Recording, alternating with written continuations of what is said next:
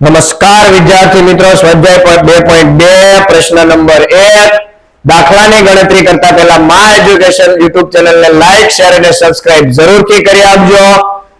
પ્રશ્ન નંબર 1 ગણો એના કરતા ઊંધું છે. અહીંયા આપણને સરવાળો અને ગુણાકાર આપેલા છે શૂન્યના, તે પછી આપણે દ્વિઘાત બહુપદી મેળવવાની છે. ચાલો, શૂન્યનો સરવાળો જેને આપણે દર્શાવીએ આલ્ફા પ્લસ બીટા, જે આપેલું એનું સૂત્ર થાય વિદ્યાર્થી મિત્રો -b ના છેદમાં a.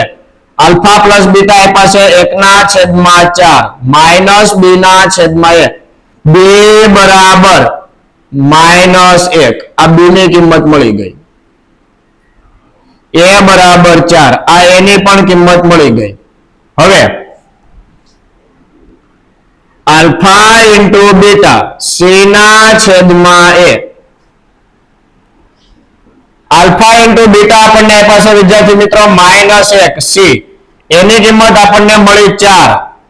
a બરાબર 4 પરથી 4 પેલી બાજુ ગુણાય એટલે c બરાબર -4.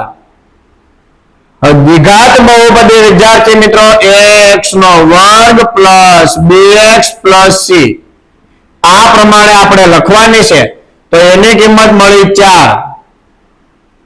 b ની કિંમત મળી -1 એટલે 1 નો લખો તો -x પ્લસ c ની કિંમત મળી -4. આ આપણને મળી ગઈ દ્વિઘાત બહુપદી. દાખલા નંબર 2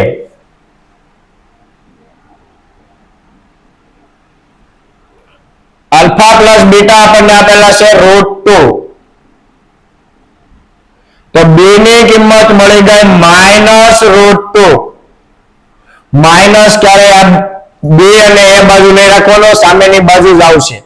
છેદમાં 1 હોય તો a બરાબર મળી ગયા 1. હવે આગળ આલ્ફા ઇન્ટુ બીટા c ના છેદમાં a આપ્યા છે આપણને 1 ના છેદમાં 3 c. એની કિંમત પણ આપણને 1. a બરાબર 1 પરથી ડાયરેક્ટ કિંમત મળી ગઈ c બરાબર 1 ના છેદમાં 3. દ્વિઘાત બહુપદી આ પ્રમાણે છે. તો ax નો વર્ગ પ્લસ bx પ્લસ c મુજબ એની કિંમત મળી 1 એટલે x નો વર્ગ. b ની કિંમત મળી -√2x. c ની કિંમત મળી 1 ના છેદમાં 3. પણ અચળ પદને ત્યારે છેદમાં હોવું જોઈએ. તો સમીકરણને 3 વડે ગુણીએ 3x નો વર્ગ માઇનસ આને 3 વડે ગુણીએ તો 3√2x. આને 3 વડે ગુણીએ 3 ના છેદમાં 3 એકા 3 છેદમાં 3.